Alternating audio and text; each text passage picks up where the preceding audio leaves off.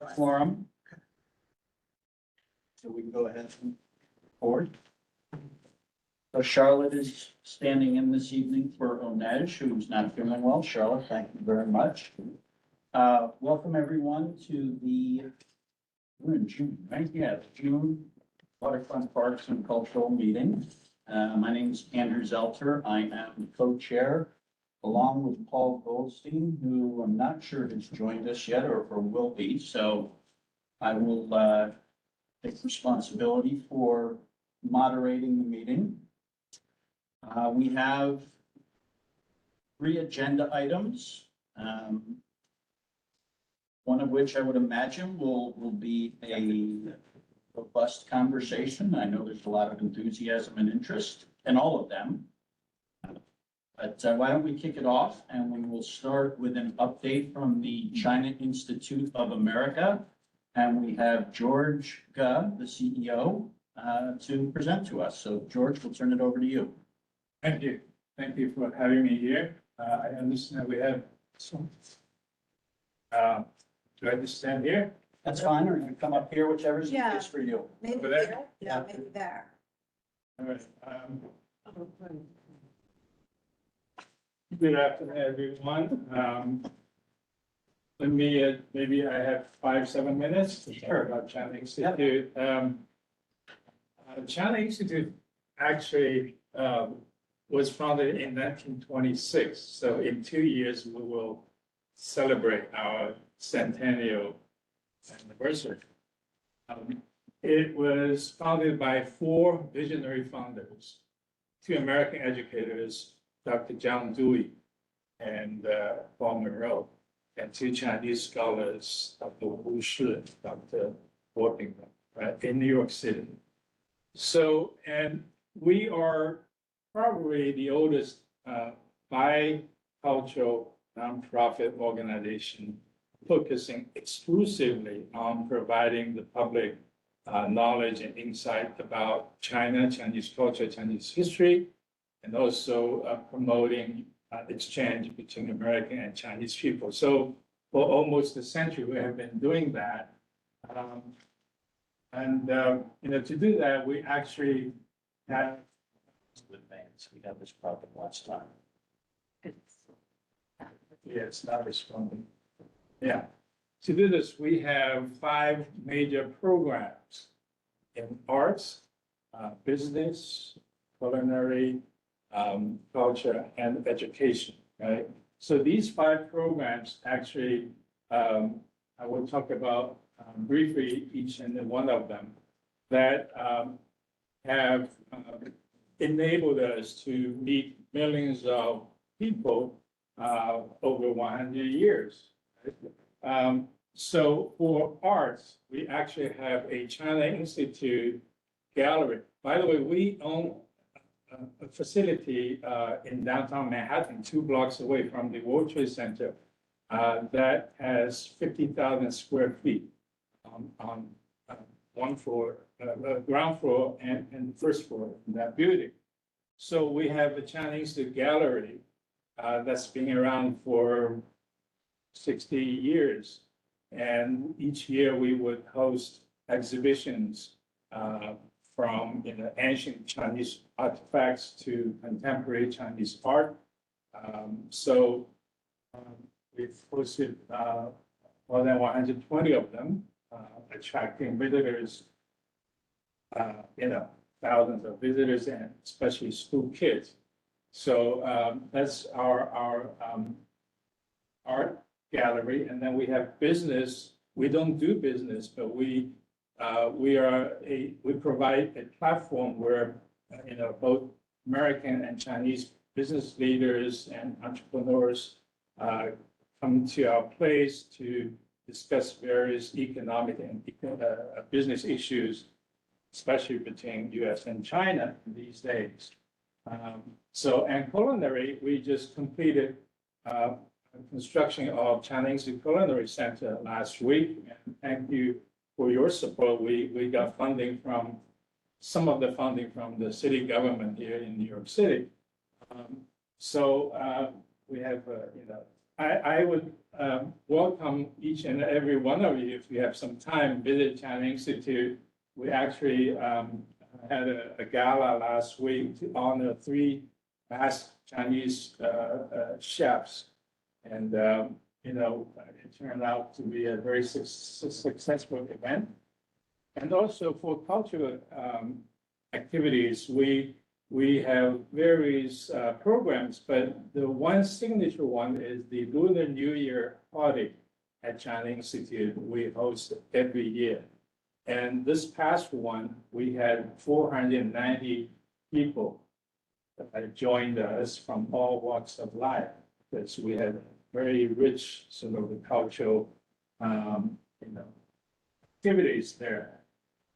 See those kids, they're so excited about what they see there. And then we have education, where in 1944, the New York State government actually issued a charter certificate to China Institute. So we have a School of Continuing Education, plus School of Chinese Studies, where we teach Chinese language, calligraphy, literature, even Chinese Taiji, and all these things. So, so these are the major programs that we have. And then the following documents are just some of the pictures. This is one, you know, showing some of the gallery exhibitions. We actually had artworks borrowed from museums in China. Some of them are like 3,000 years old, which attracted a lot of school visitors to China Institute. Each year we have probably more than 1,000 students from different schools in New York City around surrounding areas.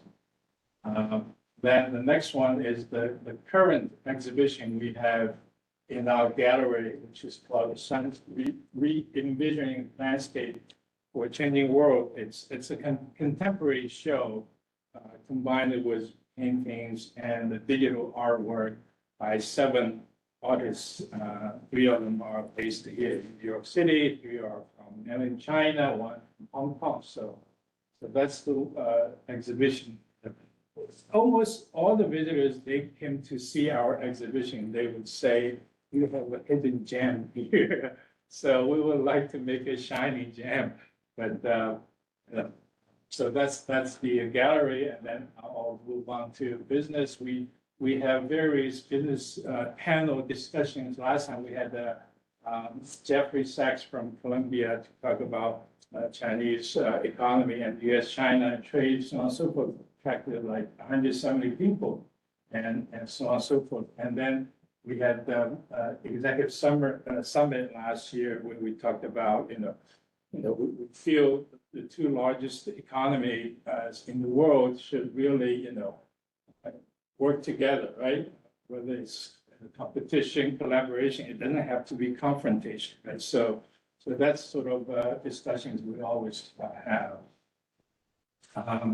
And then this is the last from last week. We actually honored 3 master chefs, and also these young digital icons. They are the food influencers, of food digital icons in New York City. People really enjoy. One of the chefs actually cooked for this 100 people at the dinner. And these are the pictures. This is our ground floor, culinary center, and this is our second floor multifunction room. So we had the reception downstairs, we had the dinner, and the chef cooked for the food, for everything. So our culture programs, we often invite accomplished artists to perform at our facilities for the audience. And this gentleman is called Han Dun, and he's a composer, conductor, and his work won the Oscar in 2000 for the movie Crouching Tiger and Hidden Dragon. That movie. So he was there last month to perform his latest work for us. And then, as I just mentioned, or Lunar New Year party, usually it's crowded. And so for different cultural activities, and the kids love it. So. And last but not least, we have our School of Chinese Studies, where we teach both adults and kids Chinese language, literature, calligraphy. And we also help the city education department to train teachers in our public school who teach Chinese language. So these teachers know how to work with kids. So we just started a summer and then summer programs as well. So we have more than 1,000 students from schools around the city to visit us. So that's my 5-minute talk. If you have any questions, thank you. So George, thanks very much for the update. I have a question. Yeah, Yep. I'll get to it in a second. I just want to acknowledge. Thank you for that update, always very helpful. Congrats on your rich history and your upcoming centennial. That's exciting. I'm sure there'll be some type of event that you'll Oh, yeah. keep us informed about. And whether you're a hidden gem or a shining gem, you're a gem nonetheless. A great resource, so thank you.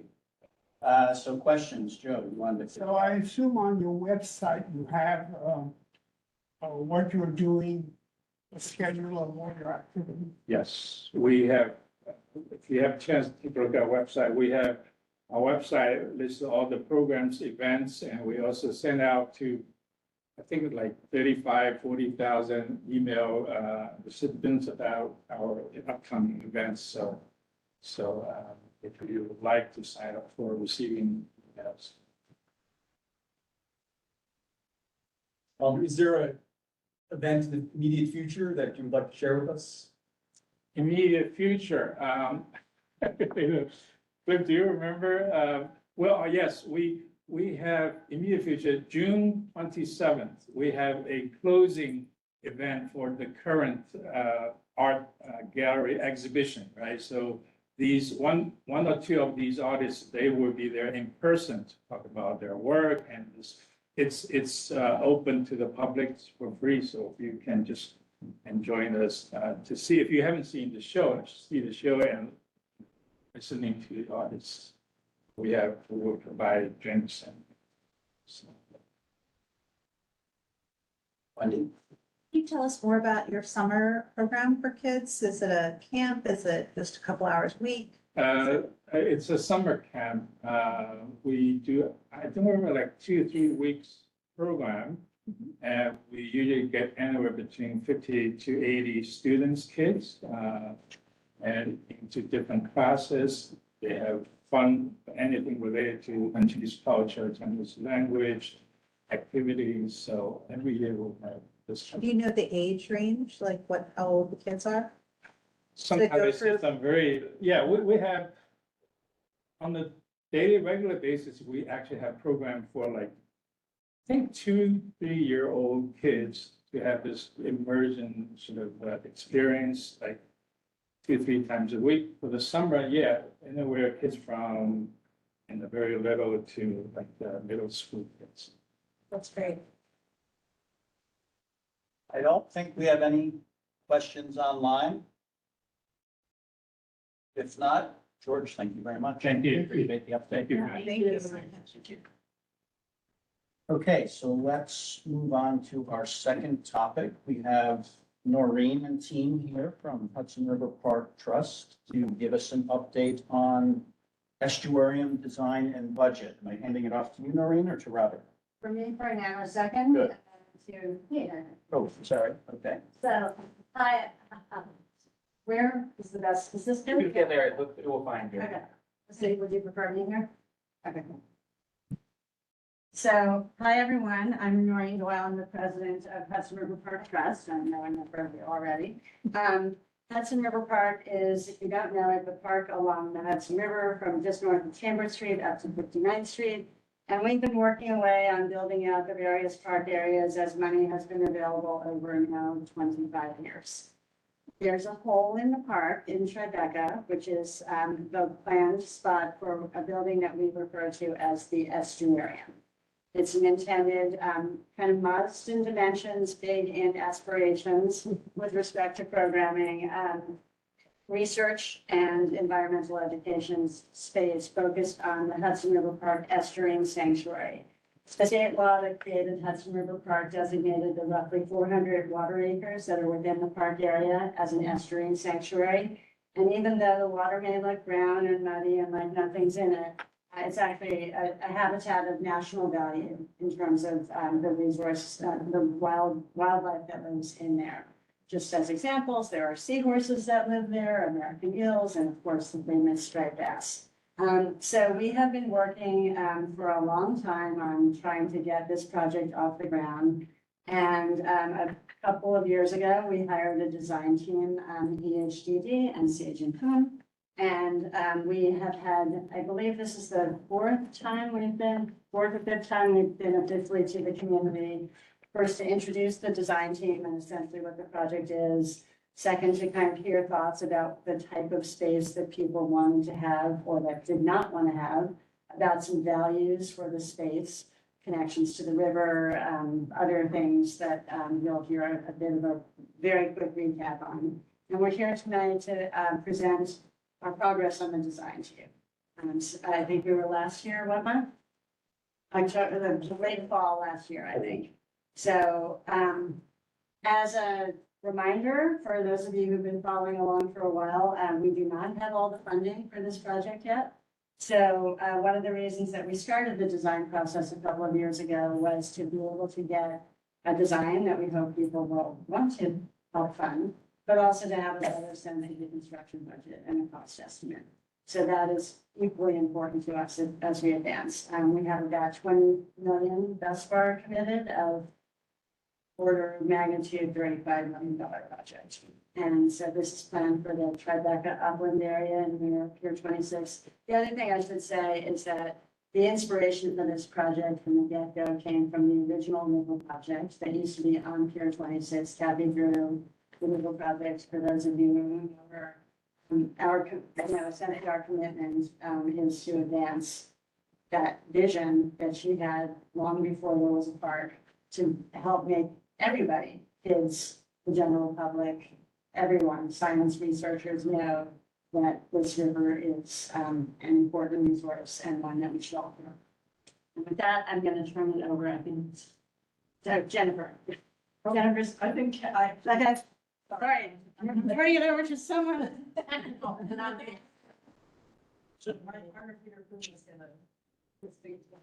Just as we're handling that transition, Noreen, I wanted to share about 2 weeks ago, we had some family friends visiting from Virginia. We walked from Pier 25 up as far as my legs would take them. It was just so cool to hear their comments about how beautiful that whole area was. That's great to hear. We never hear it that enough. I'm glad. Great for you. Do you want, that would be fine. We emailed it in. No, if. It's okay. I'm sure. Steve, are you driving? You can drive. So will we need him to share his screen? Yeah. Okay. I think I can drive. Let's see here. Can you hear me and see this? We can hear you and we can see your screen. We can see your file. Yeah. We're not seeing the presentation though. Oh, okay. Let me try again.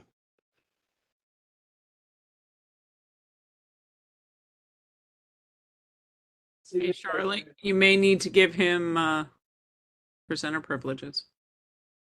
He was able to share it. You gotta make sure you're on it. Sure. There we go. How's that? If you make it full screen, it would be Very good.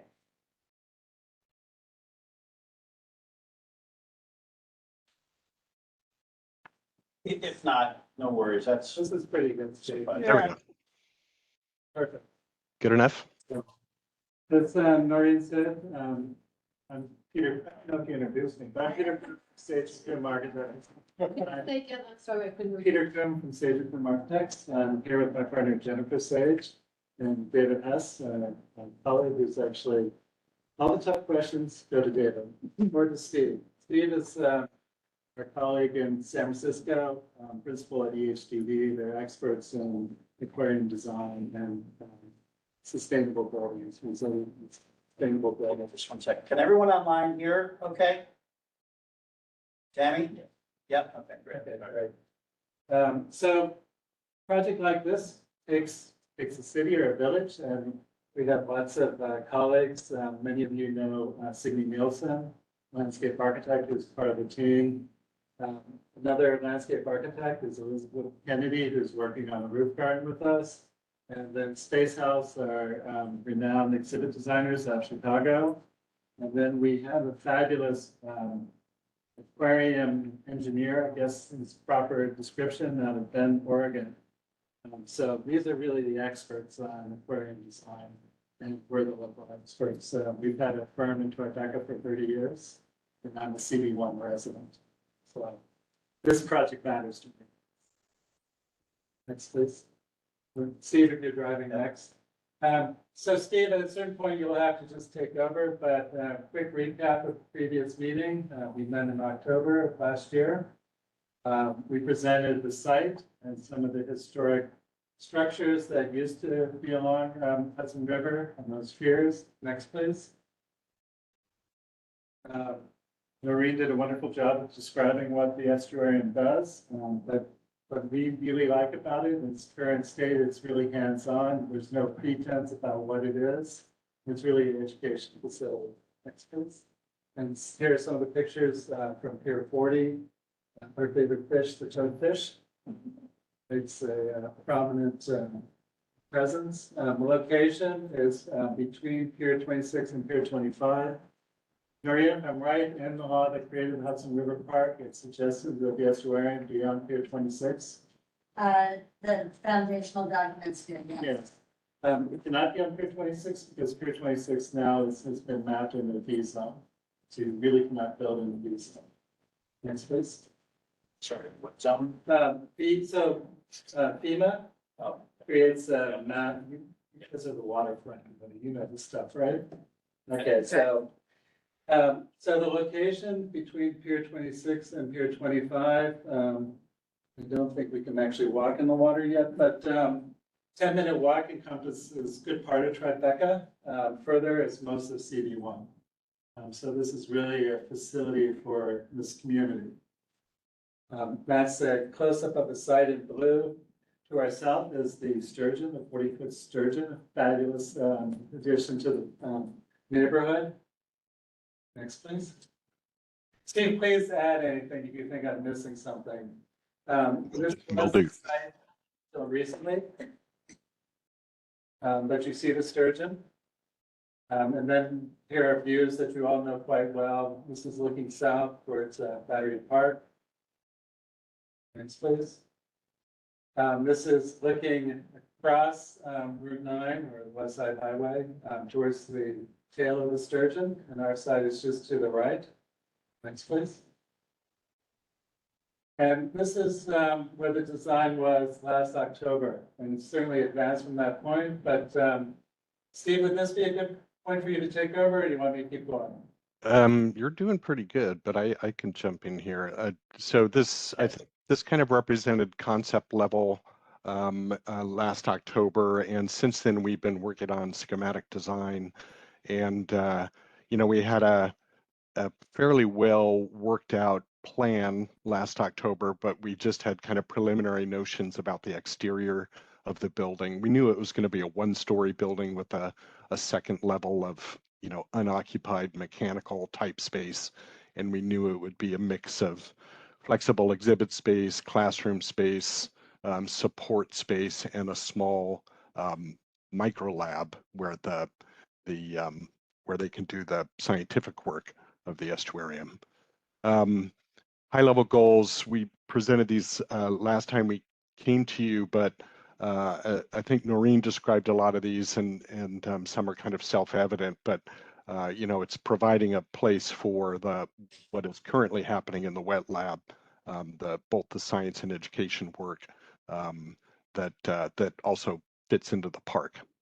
And we set some design goals with the trust to make something new and exciting, to create something that's really part of the park in Tribeca, not a tourist destination or an aquarium in the traditional sense of the word or a museum, but to provide continuity with the park and create something that was functional, low maintenance, and sensitive to the needs of the animal inhabitants as well as guests, but also was something beautiful and um, you know, complementary to the park itself, which is such a wonderful creation.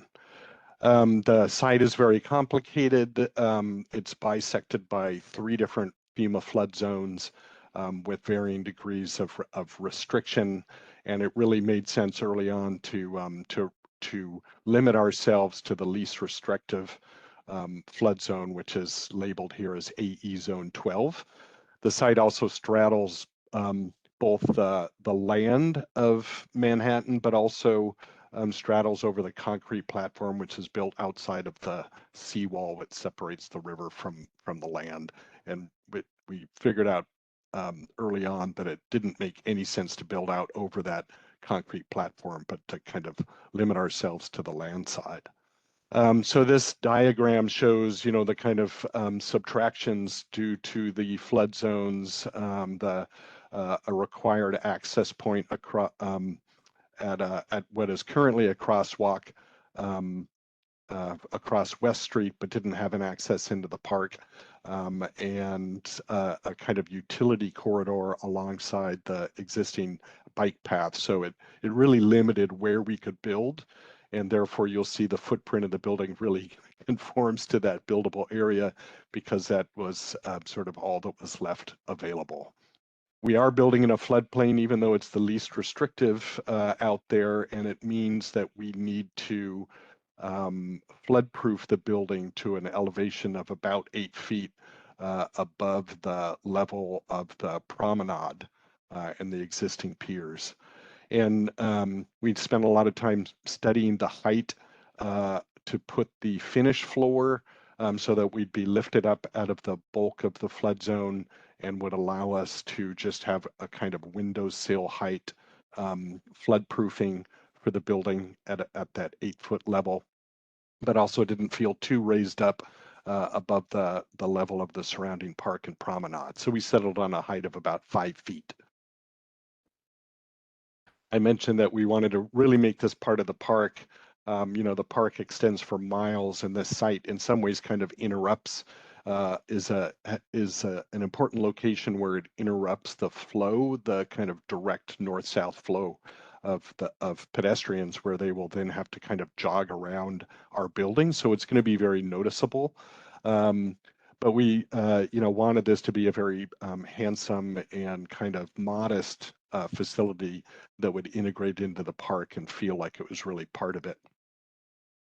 So we took a lot of spent a lot of time with MNLA Landscape looking at other parts of the park and making sure that the landscape that we develop fits within that. And this is kind of where we were last October when looking at the concepts. There was a couple of different options for where to go with the landscape. One was a kind of a stepped profile, terraced approach, and another was creating a kind of a floating deck over a marsh, which would feel more like you were part of the estuary. And we settled on that general approach, and I'll show you some images in a moment of kind of how that developed. This was the plan from last October. We were having trouble fitting all of the program space into the available site area, and so the building was starting to lap over onto the north beyond what had been established as the site boundary. And so since then, we've done a lot of work to find ways to condense space, have the same functions take place in a single space and so forth, so that we really compacted the plan of the facility to make it fit within the project budget and fit within the site area. So This will be a new home for the wet lab essentially, and we will have a mix of year-round tanks and seasonal tanks in the building to exhibit species both year-round, but also that are gathered every year as the wet lab does now. And in order to keep everything alive, we need to bring in river water and have a flow-through water system that will keep everything alive and bring that kind of life and water into the building. So we also spent some time studying different locations where that could happen. The further out you get on the piers and drop an intake into the river, the better the water quality and the less likely you are to have interference from flotsam and jetsam and so forth. And so we studied some locations out at the end of both piers 25 and 26, and we've settled on a kind of a general area on Pier 25 alongside some of the recreation space. And we have figured out a way to build in an intake, what's called an intake structure, which is a pair of intake pipes with filter screens that is submerged into the river, and it'll draw clean river water or clean-ish river water, native water out of the river and circulate it to the building.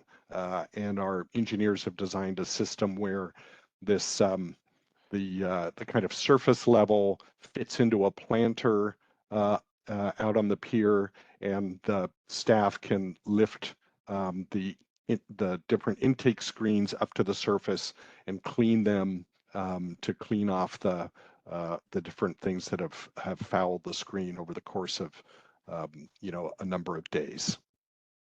So that's in progress, and the idea is to make it as discreet as possible and have the impact on Pier 25 be almost unnoticeable, and kind of be in the same spirit as some of the other mechanical wells and things that are out there on the pier.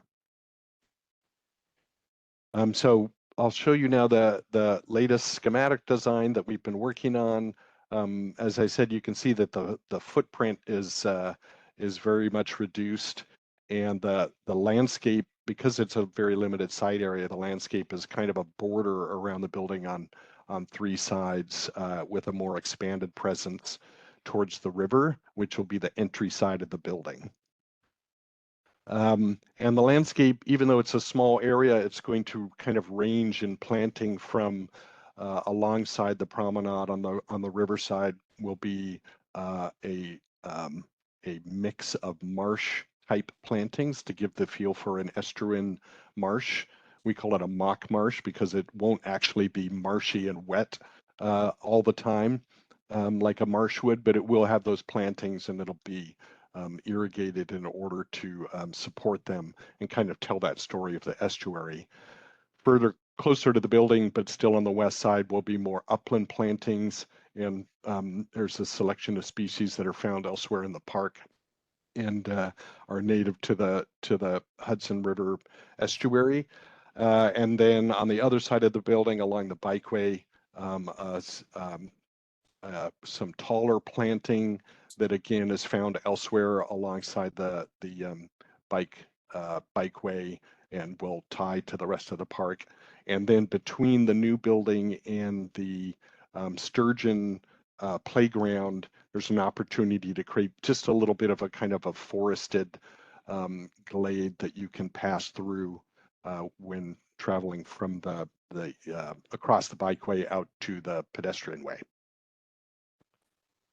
So the footprint of the building is around 7,000 square feet now, and it's divided almost neatly in half into a kind of public exhibition side that faces the river, that is divisible by a couple of operable walls that will allow real seasonality in the public space.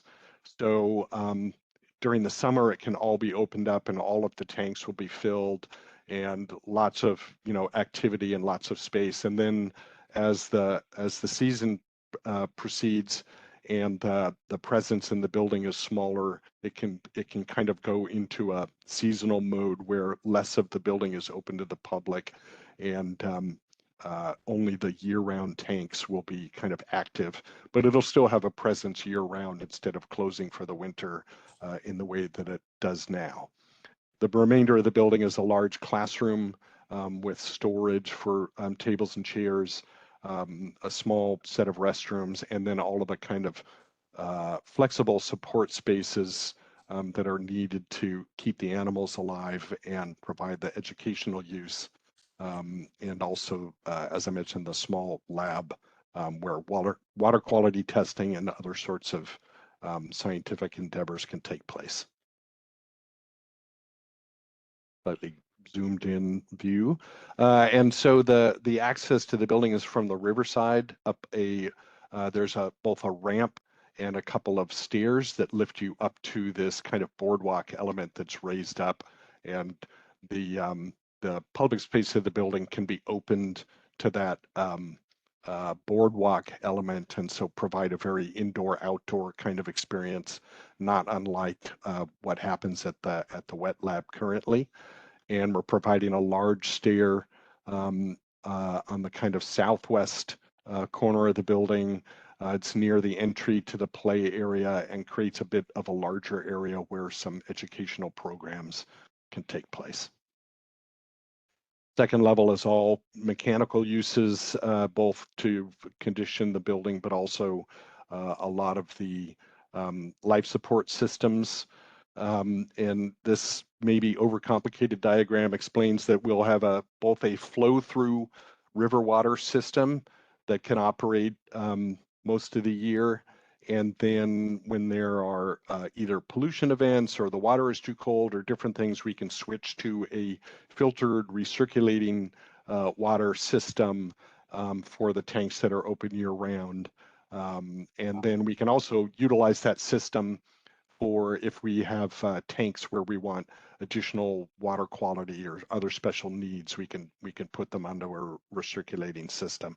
We're trying to make it as flexible as possible so that there'll be a handful of kind of year-round permanent tanks, but then the other tanks in the building can actually be repositioned. They can have different species in them, and we're going to have exhibit panels that are changeable. So depending on what's in them, the kind of educational overlay can vary from year to year.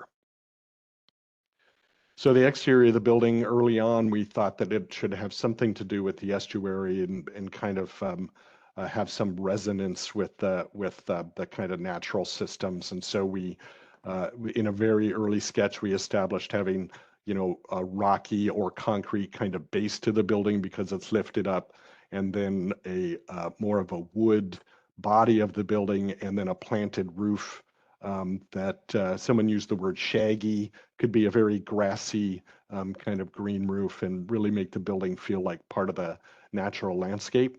And so the wood for the exterior, we're thinking is along these lines of a kind of a very ribbed and interesting textured kind of use of the wood where things can glow through it, and it could be peeled back to reveal big windows and that kind of thing. But it also, by being a very textured surface, is a little more graffiti resistant. And we're using a product called acetylated wood, which has a very long warranty and is treated to last a long time. And on the mechanical space on the second floor, we are looking to one of the piers upriver for this use of what's called channel glass, which is a kind of a glowing glassy element and will help make that second level kind of more diffused and blend with the skyline. The structure of the building, we're proposing a mass timber frame. This next round of cost estimating and engineering, we'll see if we really land here. But it's a new form of wood construction where the wood elements they're very thick. They resist fire kind of naturally just due to their thickness, and it's a very precise computer cut kind of system of wood parts and the benefits of that are there's a lot of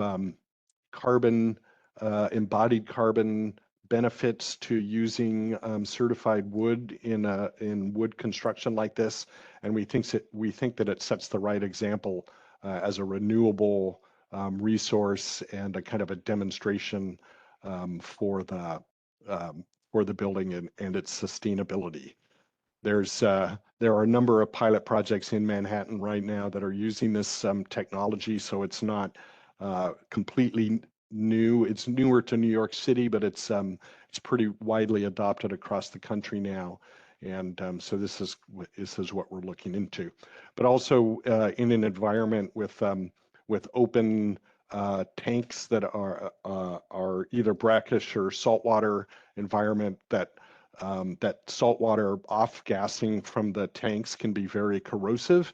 And so wood is very naturally resistant to that. So having this timber frame construction also has benefits from that standpoint. Other ways we're thinking of the building in terms of sustainability, I mentioned the green roof and the low carbon building materials, but we want to make the facility all electric because the electric grid is only getting cleaner as time goes by, and the use of gas is more and more seen as a problem with the combustion of gas and the greenhouse gases that are emitted. And of course, we're going to make the building as efficient as possible. We're going to use bird-proof glazing to reduce the amount of bird strikes, and other kind of highly sustainable approaches as well.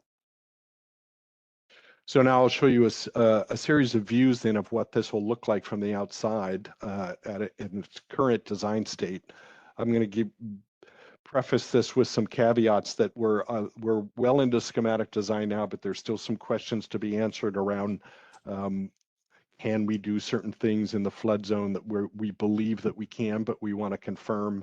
And as I said, we're going through this pricing exercise, which may make things get even more simple as we proceed. But generally, we're looking at, as I said, a kind of a modest one-story structure that fills the available site. It's lifted up 5 feet from the pier level, and there's this kind of entry porch with a deep overhang facing the river. And we're using the wood to kind of create a screen.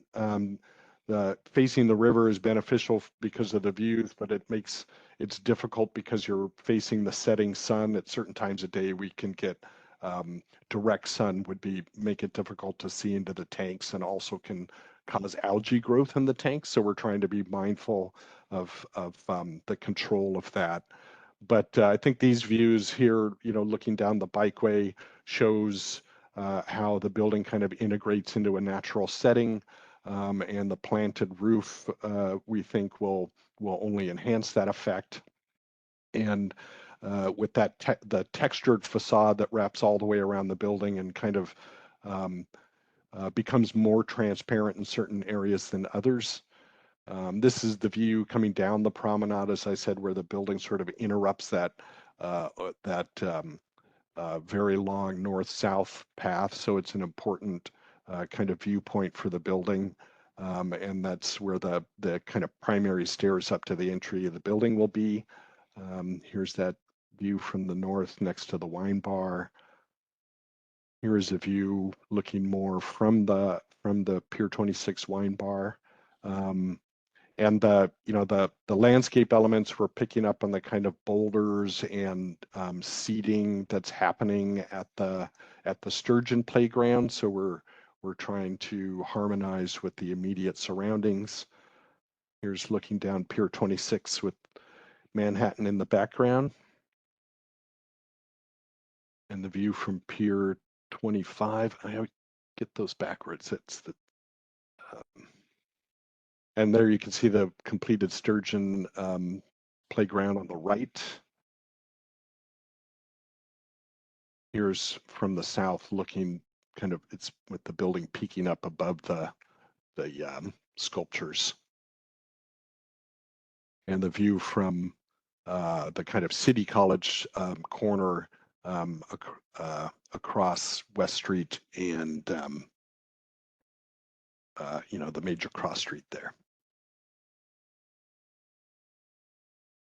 a view. So this is how it'll feel coming up the ramp and approaching the entry to the building. I mentioned these kind of large doors that can open up, and public and classes can spill out into the sort of upper walkway, and the steps that face west and can do double duty as seating for school groups and people to just sit and look at the river.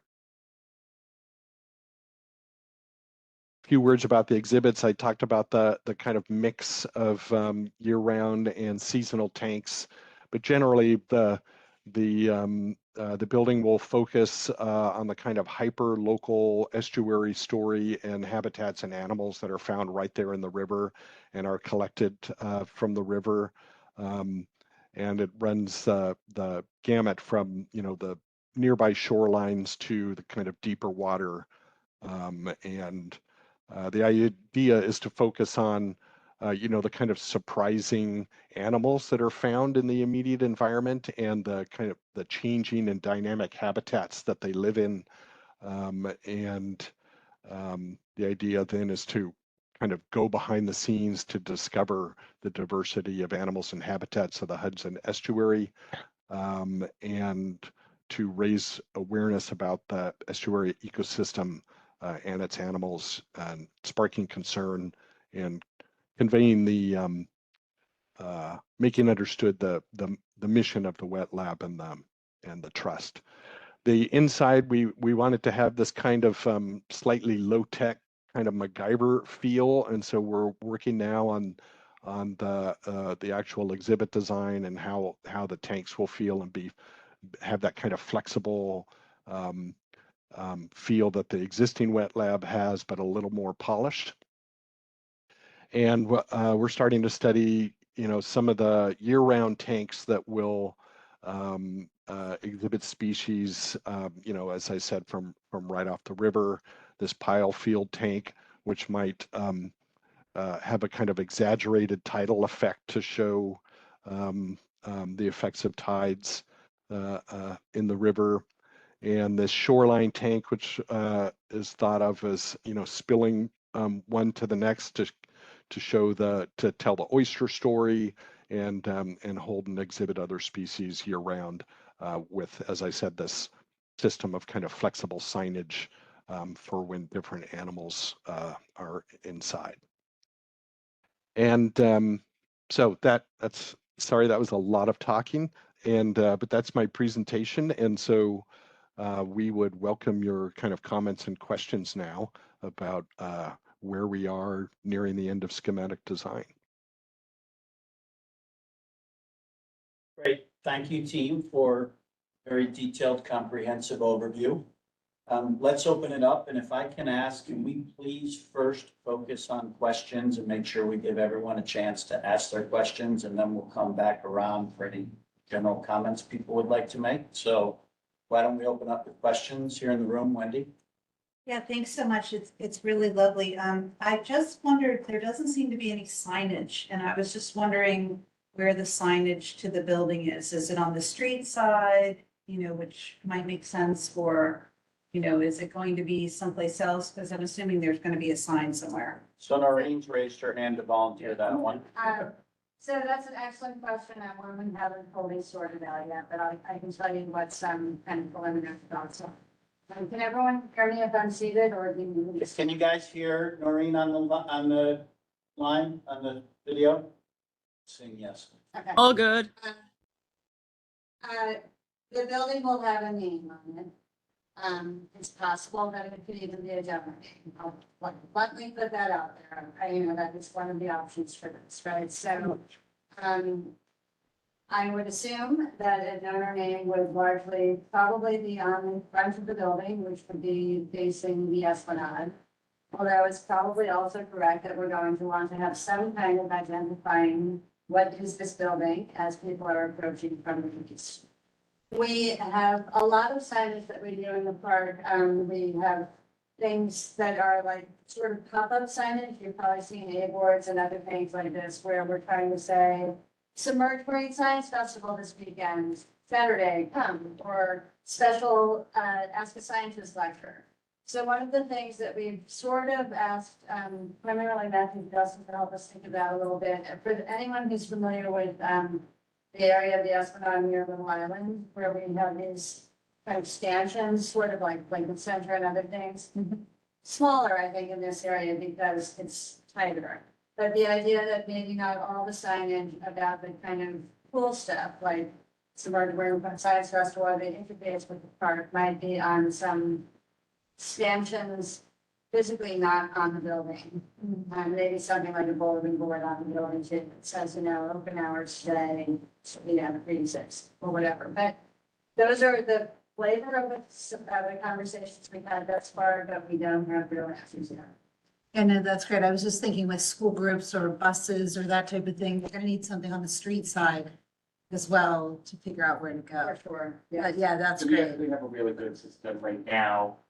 Kiva Walsh down there at Pier 57, where our Discovery Tank at Pier 57, actually right on the far western here, who doesn't have a good presence up front. We have a good system of being able to work with schools to get them where they need to go. If you meet them, we have a very, it is an established protocol already for it. It'd be easier because it is literally a week right now.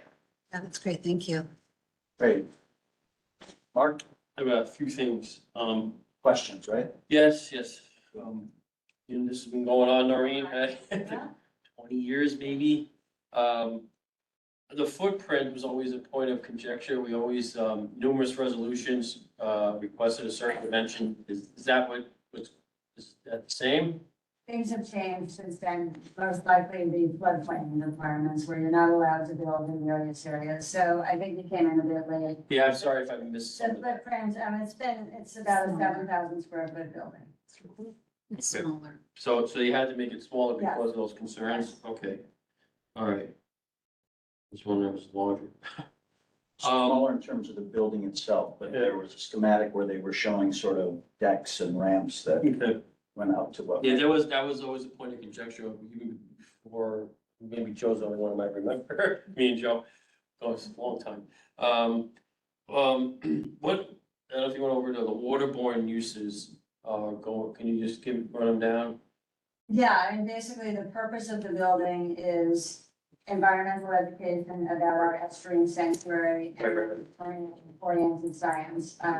So those are water dependent uses and those are the things that will happen. Okay, now, this came up a couple of times, but, do you have like a wellness center there, or a place where injured animals can be there's a first aid and then maybe moved on to aquarium or other place?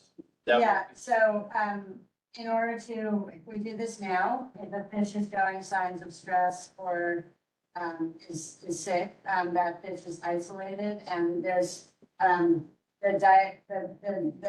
floor plan basically that was shown shows a kind of back of house area where that kind of care can happen separate from the public. Now, is that only if someone finds an animal, they can only bring it during their business hours, or is it? No, we're not that kind of, we're not a place where people are going to, our mission is the sanctuary. We don't, we would not be like, if someone has an injured squirrel, we're not. No, I mean, seal or something. I don't think they're an intake. Yeah, we're not. You can't intake an emergency. We're not an emergency, we don't have that. Yeah. Can add in here, the tanks aren't going to be large enough to sustain animals like that. And honestly, a lot of animal care depends on the season. So when we're in our peak season, we're checking our devices that collect fish multiple times per week, and we're catching a lot of organisms. So really our current process is we're regularly and constantly changing animals out. In the winter months, when it's a little less active in the Hudson, those are situations where we would isolate a fish, as Noreen mentioned, and treat it. But for the most part, we're actually pretty actively cycling animals in and out of the wet lab. But if something came up, would you be able to be in contact with the Yes. aquarium and other places that can come and get the animal We for do that. that long term? We Do you do do that that. now? Yeah, So you have that network set up. we have a pretty active network of colleagues that maintain education centers and educational fish tanks. So yes. Something that's not UK, you wouldn't ignore it, you'd at least try and We reach can out. connect people to the right place for it, but we are not able to receive wildlife, we're not able to receive. I just don't know, there's no like, no, we can't, we're not gonna have that. I'm just gonna say this again. We are a public park. we have a robust environmental education and a small science, staff as well, but we are not a wildlife center. So we would absolutely, we I'm would talking- care for animals. Tina and her colleagues would do everything. Speaking they like could an to unusual once in I Hawaii think we're type just gonna have to situation. see how it plays Yeah. out. So maybe we don't. That sponsors universities, that was always a point of conjecture, some that,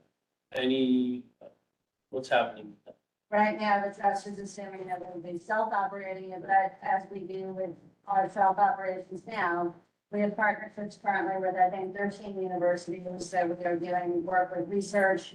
We are partnering with Kinney to make sure to try to build awareness about all that the park offers, not just here, but throughout our footprint for Kinney students and faculty and others to be able to use the sanctuary. So research from other institutions is an assumed part of the success. So it's just university, educational institutions, not corporations. I can't say never, but I just said that we plan to self-operate. So that's my answer, Mark. But we are at Hudson River Park and it's planned to be our facility. Might there ever be a corporate partner who does some special something? Yes, that might happen. But now there isn't. Correct. Can you give us the list of the universities or? It's on our website, but we work with dozens of science partners that everyone here would be proud of. Okay, Alice. It's tremendous. I mean, it's beautiful and it looks like it'll be, a real jewel. I mean, it looks challenging, that facade that faces the highway. Is there any, I'm not sure who I'm addressing this to, but I guess the architects, it was Steve was, up there, yeah. I mean, is there any, where is backup? That's obviously backup, how for deliveries and where trucks come in, or all of that is happening somewhere along that facade, I assume, in the back? Or no, I don't know. There's a kind of a delivery, access point at that corner, and we recognize that you can hear me, right? We recognize that the facade that faces the city could use some more love. So we're continuing to work on it. Yeah. Yeah, that seemed like the one area that had me up, and I could see from even the perspectives they were. Yeah, there are a few things like that, where we wanted to show you this rolling up so that. So the other question that's, a little bit harder to grapple with, and I'm fascinated by, is how are you dealing with the realities of the resiliency efforts that are going to go on, presumably in this area, and you're within feet of what Battery Park City will have these immense gates, presumably, right, crossing over the highway, really next door to this building. Was there any thinking in how this building sort of has to acknowledge resiliency efforts, even if they're not in the park itself, but it's certainly in your neighboring areas? I'm just curious, it's such a tremendous challenge for any architect to take on, and you must have to deal with it. And then the second part of that is what happens when at the next door. The idea is that this building will be designed for. I'm looking at you, but anyway. Steven, you want to talk about that? Yeah, I think, so we've taken into account both the kind of FEMA flood elevation criteria, but also the I think it's the mayor's directive on sea level rise for, the next 80 years. And so, in a way, the building when built will be, because it's outside the flood, whatever potential flood wall might get built, it'll be a model project for building in the flood zone in a sensitive way. So it's very interesting from a resilience standpoint, and we're very interested in what will become of the other flood protection. Alice, I think you're pointing to the Battery Park City project, right? And the Army Corps, are you working at all with their office of, so the Army Corps, you saw our letter about the Army Corps, and my hope is that this will be built decades before the Army Corps has all of that. Realistically, I don't think they're starting in Tribeca when they eventually get the congressional approvals for the massive amounts of money for that.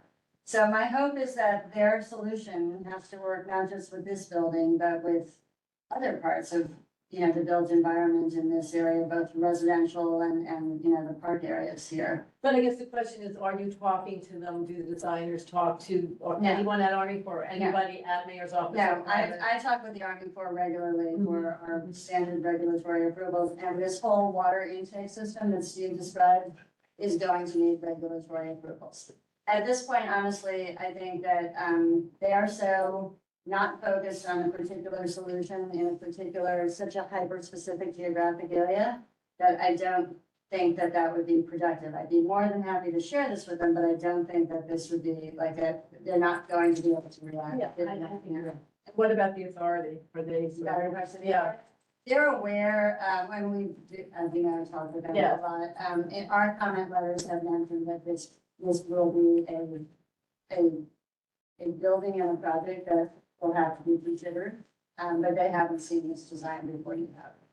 Okay, Your office, Pennsylvania. Sorry, can you speak up? So everyone can hear. It's just that we're relying on the Hudson River Park Trust, Noreen and the team there to guide us and, at what point we need to have a bigger conversation. Well, it's just that they're immensely impactful, things going on just south of you that we're about to see on actually Thursday, the city, 60% design. I'm sure you're well aware of it. These are right next door, so it's kind of an interesting. Well, I will just also remind everyone that our board of directors includes, deputy mayor, DEC, state and city parks as well. So from that institutional perspective, the state and city are engaged at a higher level than the staff. Thanks, it's very exciting, thank you. When we get the money. For at least, I would say 15 million short at the moment. Eric? That's almost what it was 10 years ago. But that means we caught up more given inflation, right? Yeah, all right. By numbers. Once you have the money. I mean, I would guess it's about two years of construction. Everything takes 2 years. Everything's, for us, everything takes about 3 years. I have a question about, heating and cooling this structure. So it'll be all electric, right? It was mentioned to be all electric. So then it would be done by heat pumps, right? Now, is geothermal an option here? Or using the river to cool, to dissipate the heat? It was an option we talked about early on. It was deemed that it was going to be really expensive versus the heat pump system. So we kind of moved on from that pretty quickly. Yeah, it's also, we don't have a footprint or enough wells without disturbing all the other parts of the park that have already been. Just a small footprint. I think I'm sure you're allowed to use the river as a heat center. Okay, because they do that in Chicago, right? Yeah. Battery park, that's what the road is. It's, as it is, I will say, and this is a good example of it, we have started conversations preliminary with regulatory agencies.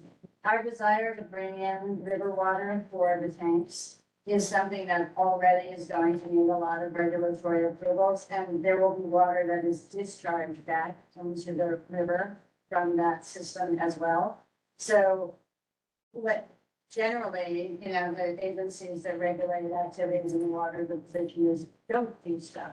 In this case, we want to have an authentic environment for Hudson River fish. It's not like we're bringing in anglefish from some other area. So we think that the regulatory agencies will be supportive of this idea of Hudson River water, but we are going to have to be building in a lot of systems to make sure that we're not entrapping fish or inadvertently bringing in fish and other things into the system. So it's just the concept of exploring geothermal or anything that involves the river water directly, besides the things that Peter said, it just was overlooked for us.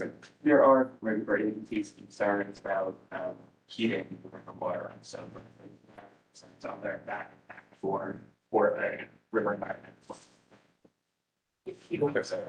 And then what happens if you're depending purely on electric? What happens if the power goes out? Will you have generators on site? We do not currently have generators. I mean, the plan. No, we're not designing for generators besides basic light safety systems, emergency lighting to. What's your redundancy? Uh, Tanks, fish tanks and things that need We filtering probably, and things like that? we probably would put fish that, I mean, so again, the basic system is designed to be circulating river water with reserve tanks. If we had a crisis, we probably would put fish back into that, it's all going to be seasonal fish that are allowed to be here. But, you know, fundamentally, we're not designing a massive aquarium system, and we're designing a working science lab that has aquarium tanks. We also use battery-powered bubblers to help in an emergency situation like that. So in warm temperatures, this is already a problem in the Hudson River. There's less oxygen available than in the winter. So it's something that our team is prepared to use. We have portable power cubes. We have portable bubblers that help give extra oxygen. But as Noreen said, if something major happened, a lot of fish would go back into the river, which is kind of our process anyways right now, is we're cycling animals. So I just want to go online. We had some people who have their hands up early. Tammy, do you want to go ahead? Thank you, Andrew. In the last presentation, we had a long conversation, although the vision of what you described, the back of the building is what faces the largest amount of public. So it faces the bike lane, the West Side Highway, the Tribeca neighborhood. And we had talked about having something so it didn't feel quite wall-like. Can you go back to that last slide? Because although it was taken from, I'm assuming what looks like the corner or the back of where Travelers was, it really doesn't speak to what the building is, could be, might be, etc. Yep, there you go. Yeah. From any of those vantage points, you have absolutely no idea what that is. And it could be just a wood shack. And I think that it's a lost opportunity for not only branding or some kind of design, but the question is, what can you do to make the south and the eastern side of that building as with something intriguing to invite people to either A, want to fund it, B, want to know it. I mean, there's a lot of opportunity, and I think that that's missing on that location right there. That's That was the point of all the designs, Tammy, going way back, just FYI. Mark, I had this at the last meeting. We brought this up, and it was a conversation of lost opportunity. It's better. You're the right. last- No, I'm agreeing with you. I'm just saying that, well, even all the previous designs had this, we had the same questions, the same question you're asking now. So Tammy, just a point of clarification. So I think you and Alice have honed in on the same aspect of the design. And I think that Stephen acknowledged that area needs a little more love and attention. Are you seeking something more detailed than that right now, or what's? I am, because I know that we're not doing entrances on those sides.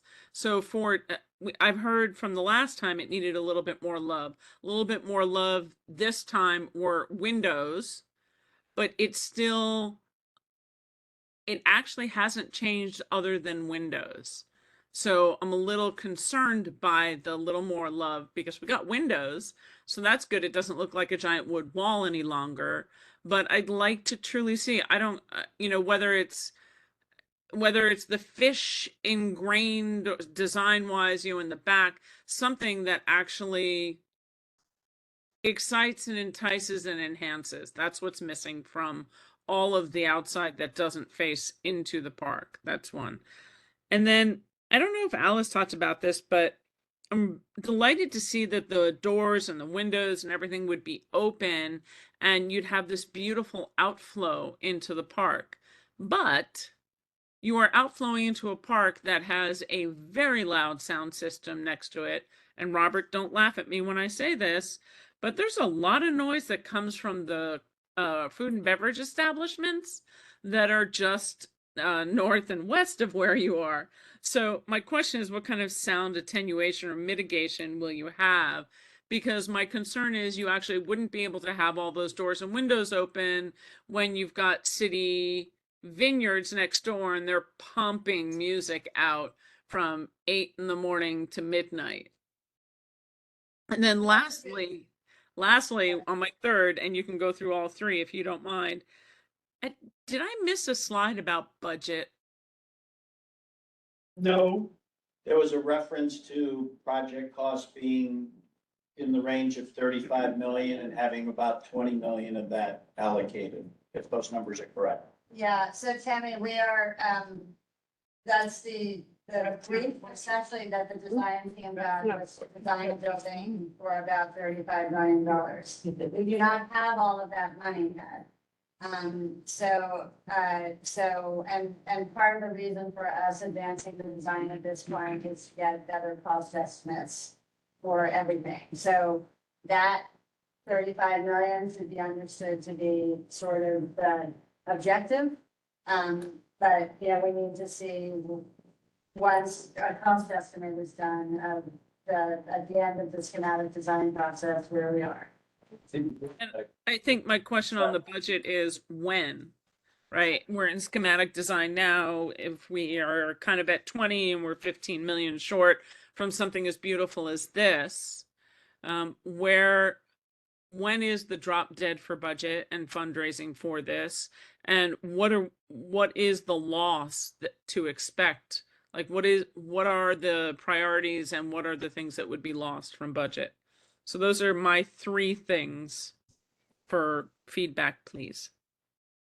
So why don't we start with the facade, and then Brennan, you can pick her up. I can, I'm not speaking for you, Steve, but I think we all feel like there's, as Steve said, a lot of work to do, and I don't want to say that we didn't hear you the last time.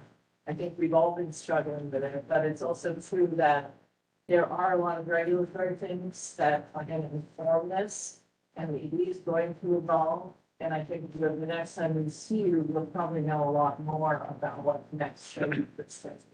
But could I jump in with one question, I guess, for the group? Tammy, I think I'm hearing you say that you, as an example, would be open to something that is, I'm just going to use the word artistic or exciting or colorful or I don't know what, but like you're saying, I think, and we should recommend immediately if I'm not hearing you correctly, Tammy, there's, but the idea of something that is sort of overtly teasing on the concept that there are fish in here is something that might interest you. And I guess I'd like to, Alice, I don't know if you had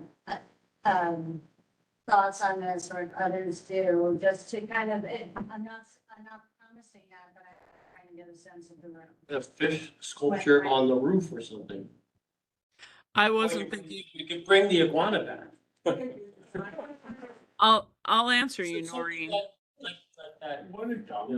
Go ahead, Tammy.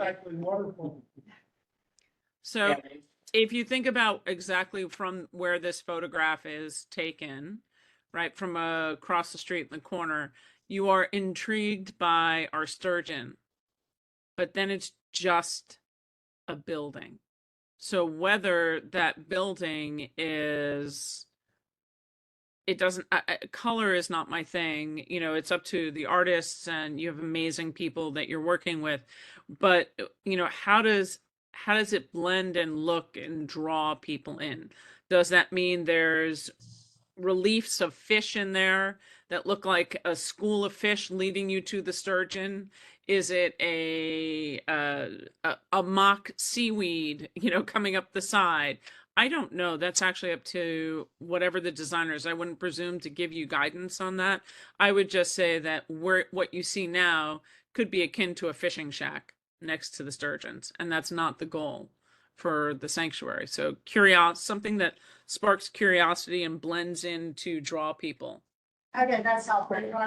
Sparks curiosity. Yeah, I think that it's okay just hint at the obvious, even if it just is estuarium with, some sort of design that goes with that, that type of thing. In answer to your question, number one, I would defer to the designers 100%. I would never dare to answer that question. Yes, they're working on it. Clearly, it's a challenge.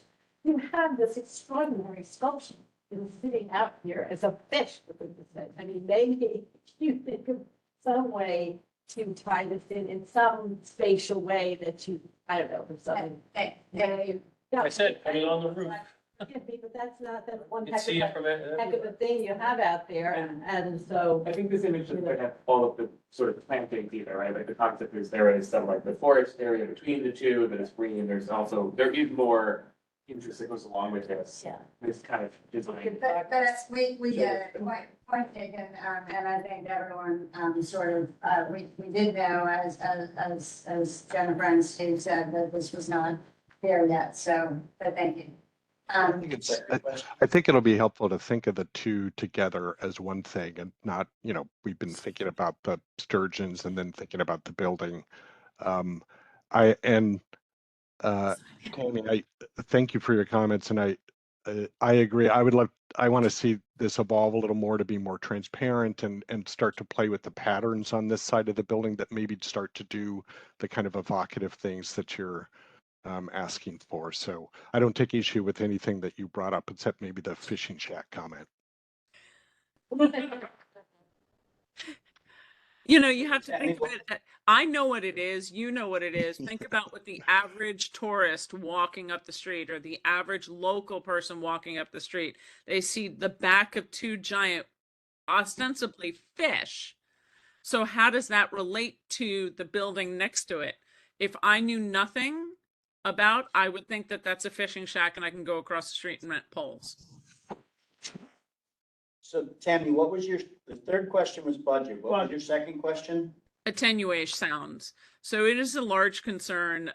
We've had many conversations with Robert, and I've mentioned it to Noreen as well. And Alice has brought it up many times of the experience of walking up.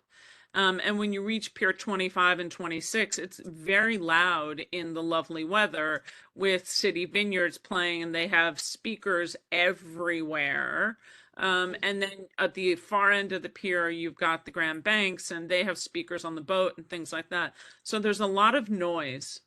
Noise not necessarily, I would say, fish friendly for tanks. That's one.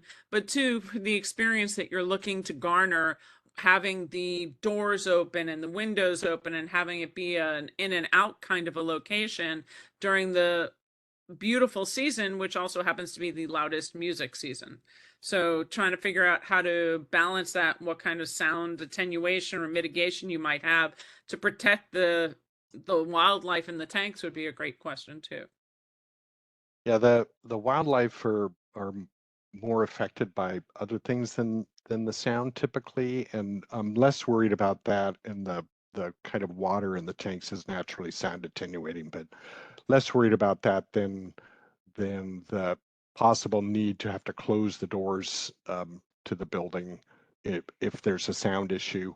I think that would be the attenuation is closing things up. But I think also remember it's going to be, I think, a fairly active, I don't want to say noisy, but it's going to be a very active and activated kind of space. And it's probably it's not a quiet museum environment. And I think it'll probably be pretty tolerant of outside noise. So. And Steve, if I may, we actually have an acoustic consultant on our team, which we haven't engaged yet. We're going to engage in the next phase. And one of the tasks they have is to actually do site monitoring sound and see what that is and to come up with mitigation strategies. Did everyone hear that? Also vibration. And testing for vibration as well as for. From what, For wherever. no, they're not per se. I mean, the architects are charged with a structurally sound building that can support tanks without them tipping or like getting loosened or whatever. No, I mean, But no. what I mean is like the vibration we talk about from, like the base noises from speakers and things like that, that reverberate, that's different from decibel noise. Would that affect the fish force? The acoustic, I can't speak to the pitch, but the acoustic consultant will do what's standard to the engineering practice of taking sound readings, which will take bass and all sorts of levels, and make recommendations to design. Yeah, that's an impressive. I think. And also add, these are Hudson River. Oh, sorry. Yeah, I was probably going to say the same thing, that if there were marine mammals and things like that, I might be worried about noise and vibration, and even the vibration from trucks on the highway and stuff. But I'm not worried about any of these species with noise and vibration. The Hudson River has a ton of action and energy. There's boat wake, there's all types of energy. We actually work with a scientist that puts microphones in the river and listens to toadfish mating calls. It's a loud system already, is what I will say, and those same noises are also already present when they're in the river. So, and in terms of being close to a speaker system from a programmatic side of things, Pier 57, we're right near their main speaker system, and it's actually kind of nice to have a little bit of that ambiance.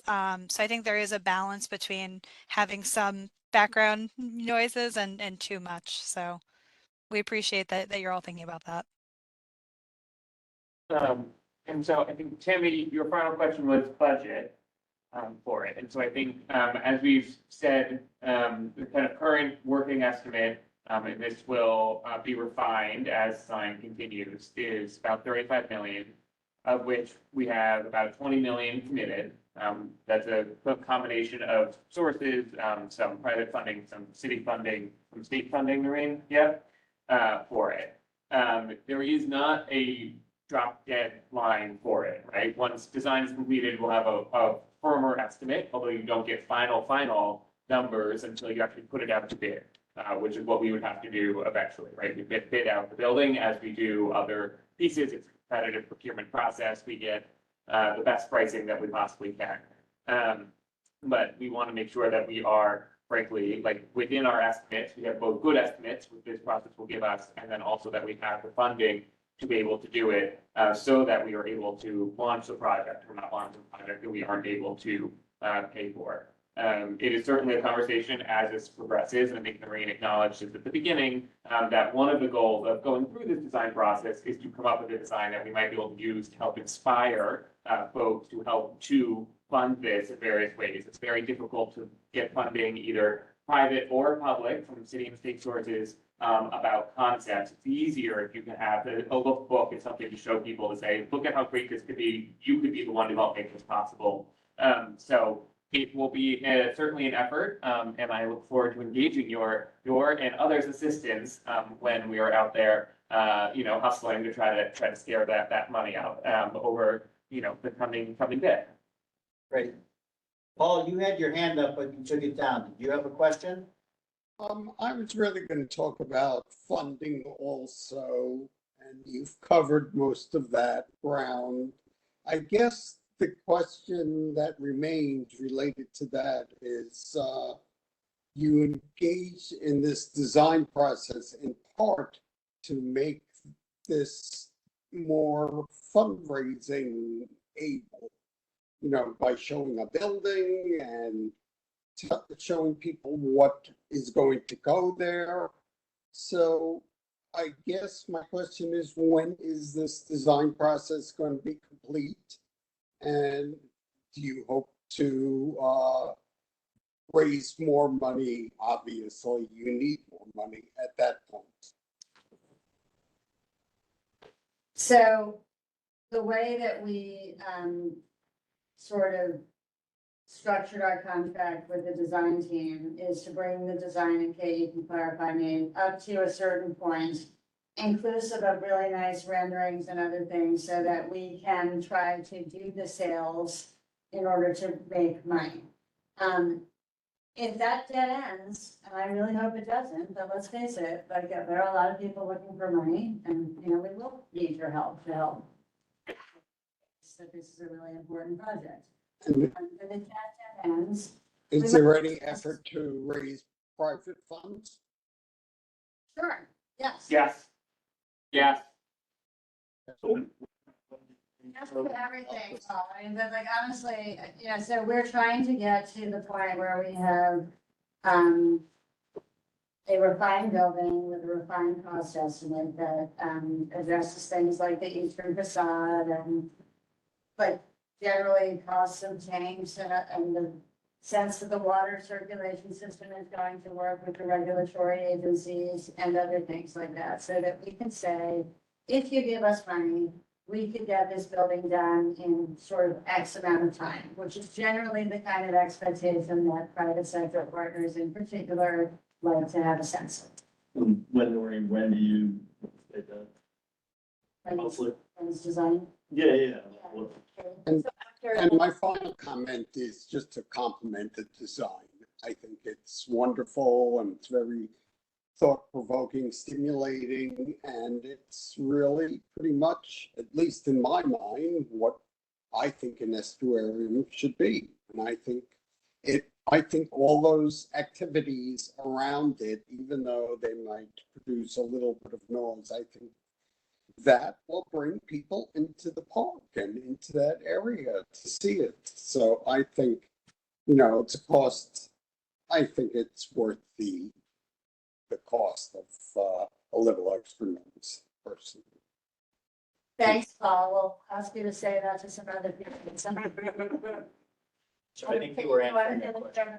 The duration. Yeah, I think probably in the fall, like after the next design phase, in the fall, we'll do another round of estimates and then we'll sort of be in a position to be out seeking funding and then hopefully we get it. We need people bringing to the structure documents, structure building, but yeah, thought of Seeking, involved with public donation, that's a little part. So there's, so we are working, our friends group has worked on this project before, doing, both private fundraising. We'll also be obviously seeking, in the future from our public sources, from the city and the state and others. It's something that we do as part of our regular. Well, public means that, people's donation, small donation. Yeah, so that's with our Hudson River Park Friends group does the sort of that individual giving, all those pieces, and fundraising. And they've been engaged on this, and we will kind of continue to engage them on it. Whether or not, how they go about doing it is different. They do the ongoing fundraising for things now. They help fundraise for the substantial donations that built the Sanctuary ground meeting to its south. What exactly it looks like, the time frame, the donation scale is something we will have to be working on for it. But it is something that I think is on everyone's radar, and hopefully with a great project and a great design, it's something that people are get excited about moving forward. So I don't see any more questions online. I think we have one more in the room. Rosa, did you get your question? No, I have other questions. No, actually, it was just answered, but I'll have comment if I No, may. it's finished. So, well, number one, I think about, it's like what everyone else said, looks great. Really appreciate the idea you guys are using river water to, where we're able to continue that practice. I know somewhat with irony, the amount of volume we're taking out of the river and a historic relative to other improvements in the river, I think would be higher, but let us know if that's needed. And then, my question though is just more on the size inside. You said you had to scale back to 7,000 square feet. How does that compare to the current facility at 40? How many classes do you think you'd be able to accommodate at a time indoors? I mean, it seemed like it was a little crowded from what I could see. And so to me, that would be the one, to hear from you and maybe Tina in terms of how that compares to what you're currently able to do. Yeah, so actually I will ask Tina to answer a piece of this, but Yeah. a 2-classroom assumption.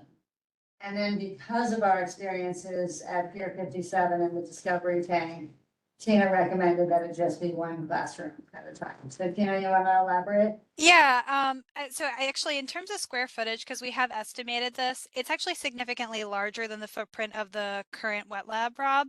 It's about at least double the size of the tank space that we have now, which is great. So it's at a space where we feel comfortable running a program while there's even potentially simultaneously some public hours going on. really for us, it's most effective with the amount of education programs we have going on to do one school group program at a time. That allows us to have the right number of educators assigned to handle a standard New York City school group, which can be up to 35 students. The idea with the neighboring playground is that we'll probably often work with a school that's bringing two classes, one on the playground while one is in the estuarium, and then they swap while the other eats lunch. And that feels like a very manageable system and fits with kind of our current staffing model. And again, the space, we feel comfortable that one, the classroom is about the same size as the classroom we have at Pier 57, which is a very sufficient amount of space. And then the gallery space with the tanks is more than double what's at Pier 40. So again, that gives us a lot of space for programming and even gives us a really more sufficient space to host events like Ask a Scientist, which often we have more interest for that event than we can accommodate in the wet lab. And I had one other sort of comment slash question, which was just on the flooding. I mean, it would be great if you could actually use the building to reveal the flood height in some way. I'm sure that's something you guys have thought about on the design team, but you know, as a floodable space, good to show people what that looks like. Right, exactly. Yeah. Great, well, congrats. We're not there yet. Well, making progress. I mean, just as a comment, this is so exciting. I have an 11-year-old, and to be able to take him to see the tanks and sort of to see what's around us as someone who does not consider myself enormously water friendly, to be able to understand what is living all around us is like such an opportunity. And I would never have known the richness of life in the water had it not been for going there and seeing what you have.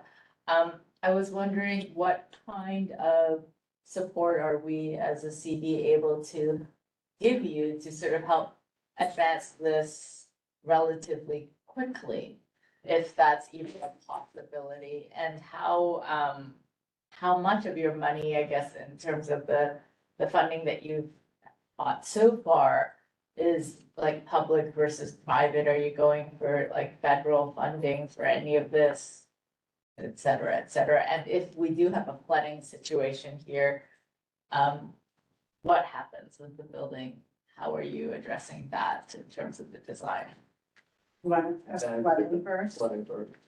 Maybe over to Steve, you know, come forward. Steve, you want to talk about how the building responds during flooding? It's designed to withstand a major flood.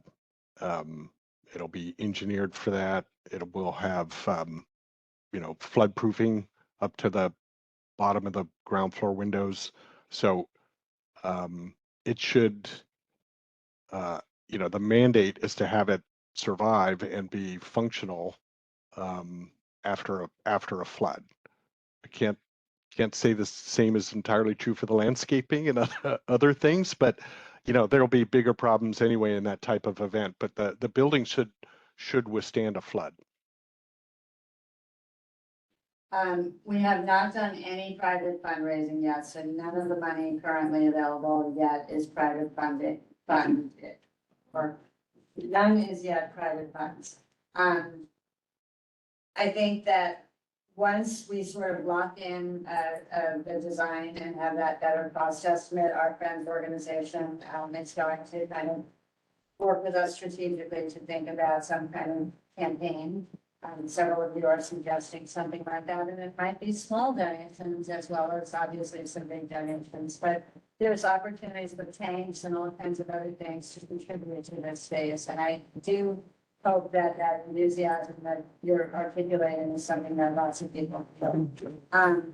But federal grants are sort of tricky for this. I haven't seen any that quite fit yet. Robert and I, between us, are always sort of tracking on, is there the right federal grant for this?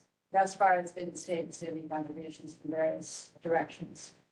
And one last comment is, if there's any way to. Oh, I'm sorry, I misspoke. There is a substantial private, confidential private, donation identified for this, for a piece of the, sorry, the foundation. It's confidential under their terms. One last comment is, given the proximity to and the adjacency to the playground, it would be awesome if there's any way to more fully integrate them so that the children that are playing in the playground also understand what is literally next door and exciting, because I think one of the beauties of this opportunity is that the water is so dark, you don't know what's in there. And to be able to know that that is like right next door to you, at your feet is sort of awesome, especially as a kid, to think about that. And so the more that you can sort of like tie them together, I think is really. So we actually, and this is actually a new program that our team just launched in this season. Our education team does have pop-up events at the playground today, where our educators go and we have teaching tools, we have education things, and they talk to kids about the features and pieces. They have a bunch of education features built into the playground as well. Yeah. So it is a connection that we're already working on, and it is kind of part of this larger vision is to be able to, as Tina said earlier, to have that interplay between the two spaces. So in the interest of time, just some notes I took, and you don't need to get into any level of detail other than it caught my attention. Any noise at the surface level as a result of that pump system or water system that you made reference to? I love how you discreetly incorporated it into what appeared to be a planting bed. I just don't know if there was noise emanating from that. That was one. It might have just been the picture, but the angle of the ramp looked kind of steep.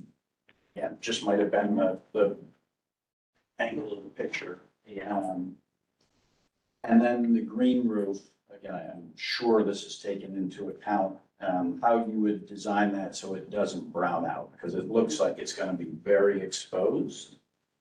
And best intentions could go south if that thing's just nothing but burned out grasses or whatever it is. Just some things that caught my attention. So Mark, the and then- easy one is that the brand has to be ADA Yeah, accessible. yeah, So that one, we know the answer. Yeah, as I said. And we also know the answer, there will be no noise in the station, it's all below the water, but there will be facilities people that will have to work. Yeah, we specifically chose submersible pumps so that there won't be any noise. And when we are doing things like that, people usually stop us and say, what are you doing? And it's a chance for us to actually engage with people like that. So that we think is a kind of a huge moment. Cool. So I think this is the last comment I'm aware of. Mark? Well, I have a question and then I have a list of things that I think we should incorporate in a short resolution to clarify some things that need to be clarified or modified from some positions that we had in previous resolutions or things that we just learned. So let me ask one question, then maybe I can go over the list, see what you think. Some of you just mentioned a few and some. Is there an official name for this place? Yeah, okay. All right, so can it be as simple as the Hutchinson Park Estuarium? I can't make any promises yet. All right, can you at least make this promise? If tomorrow Citibank calls you up No, I and gives you can't make the $15 million, No, I can't make the promise yet because I have to talk with my board of directors. but is there anything in your charter that says it can't have a corporate name like Citibank Estuarium? So Mark, that we're could, not gonna get it the type of answer you want right now. but that's a possibility. Your point. I just told you that it was a possibility. All right. I have to talk with my board of directors. Okay, so So that's let me that's just go, another. let me go to Paul first. So Okay. Paul, are you still here? Yes, yes. I'm gonna defer to you unless you want to kick it back, how you want to handle the discussion of a resolution. Can I go over my Well, points? I mean, we passed a series of resolutions already, so I don't know what needs to be added. Can I go over it? So See what you think? Mark has some thoughts on possible items for a resolution. I just wanted to turn it over to you before we had Mark run through his All list. right, why don't you go through them very quickly, please? Yeah, it would be a short one. So the first thing I think would be the footprint that we, almost every resolution we wrote had a specific, request on the footprint. Now that that's gonna change, we just say that we modify previous decision, accept what the footprint's gonna be, so we officially, have changed that position. The point you brought out about the rooftop not being brown out, the playground, I think, incorporated. The concerns about the back wall. I mean, several things were mentioned. Ask for the results of the acoustic tests. Request to all the electives again to come up with the rest of the funding. And that since that the name of the estuarium should not have a corporate name. I don't know how many people, I don't want to see Citibank estuarium or whatever estuarium.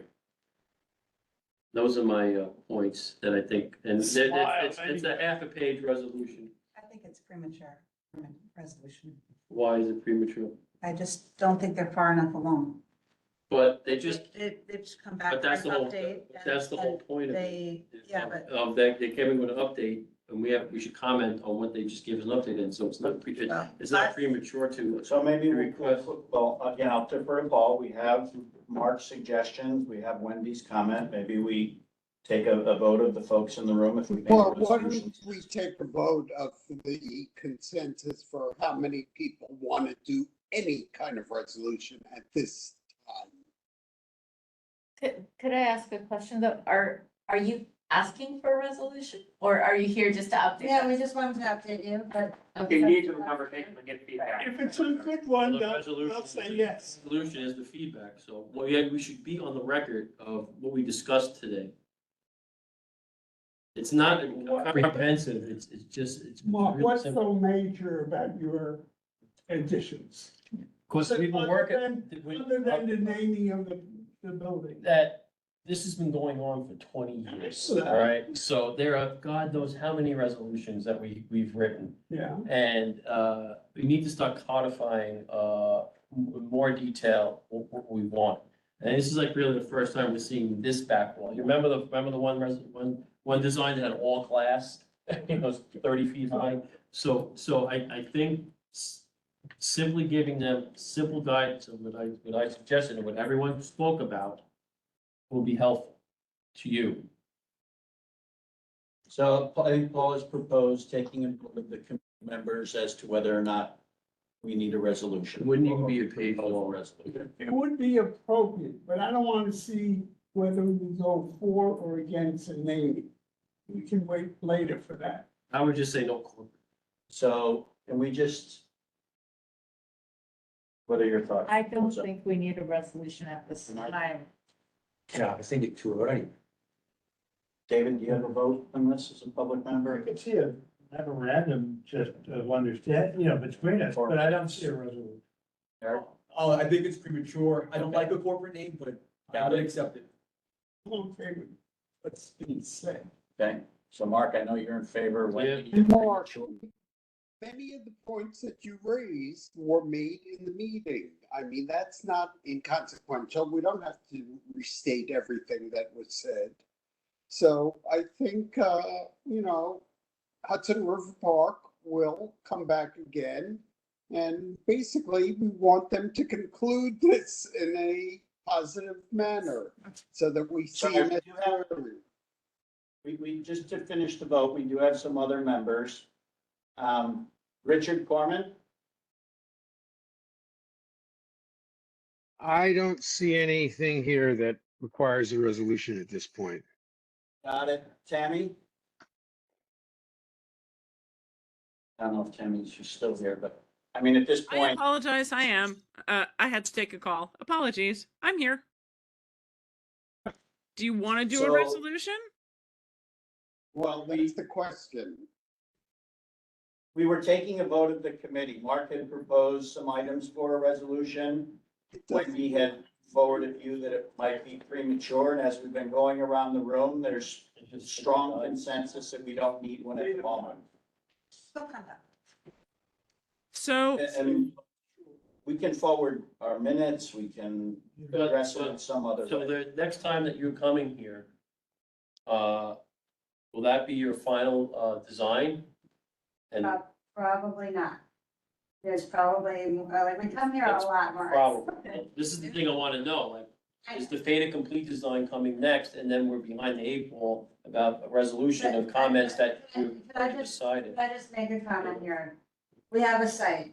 It's 7,400 square feet or whatever this was, right? We're not gonna double it the next time, and we're probably not gonna shrink it like substantially the next time. If we were to find out, Mark, that like, oh, it has to be 100 feet smaller because of a building code issue that requires a blah, blah, blah, it's gonna get smaller, because that's the only way we're gonna be able to build it.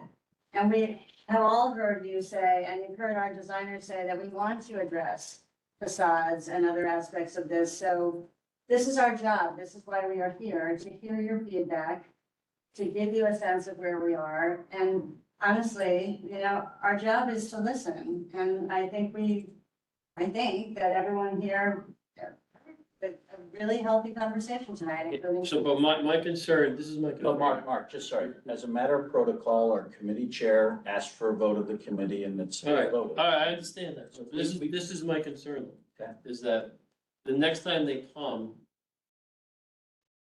we might have to do a resolution then. And then will they come back again? Because maybe we not like the design that they come up with. But they say, well, that's it, that's what we're doing. So to your point, this is 20 years in the making. So, They've indicated they, possible, but unlikely it will be a final design and we're gonna have a chance to come I in. can't see where it's possible that it could be, but I'm worried about them. Noted, fair point, All right, fair point. Okay, the consensus is to move, to not do it tonight.